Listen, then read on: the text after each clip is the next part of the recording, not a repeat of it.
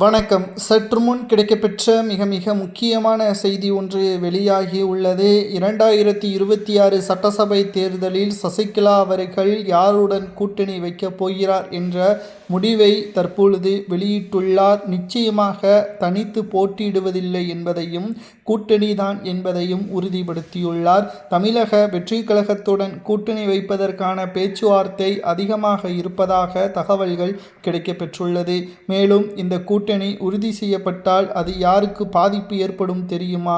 எடப்பாடி பழனிசாமி அவர்களுக்குத்தான் மிகப்பெரிய பாதிப்பை ஏற்படுத்தும். ஏனென்றால் 2026 சட்டசபை தேர்தல் என்பது அதிமுக 2031 தேர்தலில் மிக முக்கியமான கட்சியாக வலம் வருவதும் கூட்டத்தில் ஒரு கட்சியாக மாறுவதும் இந்த தேர்தலில்தான்.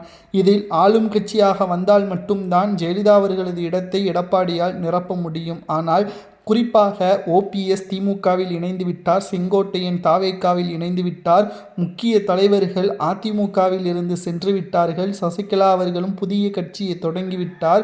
இதனால் களத்தில் இருக்கக்கூடிய அதிமுகவின் நிர்வாகிகள் அதிர்ச்சியடைந்துள்ளனர். தனது சொந்த பணத்தை செலவு செய்து தோல்வி அடைவதற்கு நாங்கள் என்ன முட்டாள்களா என்று கேட்கக்கூடிய நிலைமைக்கும் எடப்பாடி தள்ளிவிட்டார். தற்பொழுது இருக்கக்கூடிய அரசியல் சூழலில் அடுத்த கட்ட நடவடிக்கை என்ன தெரியுமா?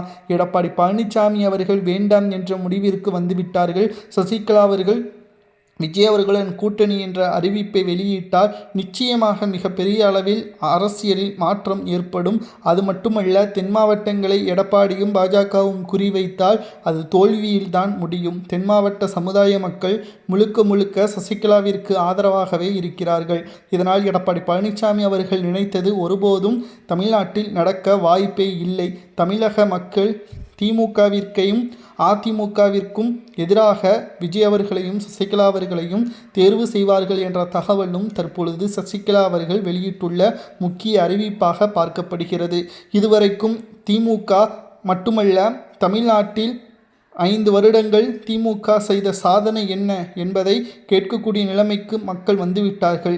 அதிமுகவில் உட்கட்சி மோதலால் செலவு செய்ய நிர்வாகிகள் முன்வராததால் தோல்வி என்பது இப்பொழுது தெரிந்துவிட்டதாகவும் அதிமுகவில் இருந்து தொண்டர்கள் தனது பக்கம் இருப்பதாகவும் சசிகலா அவர்கள் வெளியிட்டுள்ளார். விஜய் அவர்களுடன் சசிகலா அவர்கள் கூட்டணி வைத்தால் தென் மாவட்டங்களில் 40 தொகுதிகளில் போட்டியிட்டால் எத்தனை தொகுதிகளில் வெற்றியடைவார்? விஜய் அவர்களுடன் கூட்டணி வைப்பது சசிகலாவின் அரசியல் வாழ்க்கைக்கு சிறப்பாக அமையுமா என்பதை மறக்காம கமெண்ட் வாயிலாக கூறுங்கள். அது மட்டுமல்ல, எடப்பாடி பழனிசாமி அவர்கள் முதல்வர் வேட்பாளர் பதவியிலிருந்து விலகினால் நிச்சயம் அதிமுக வெற்றியடையும் என்று ஒரு பக்கம் கூறி வருவது குறிப்பிடத்தக்கது.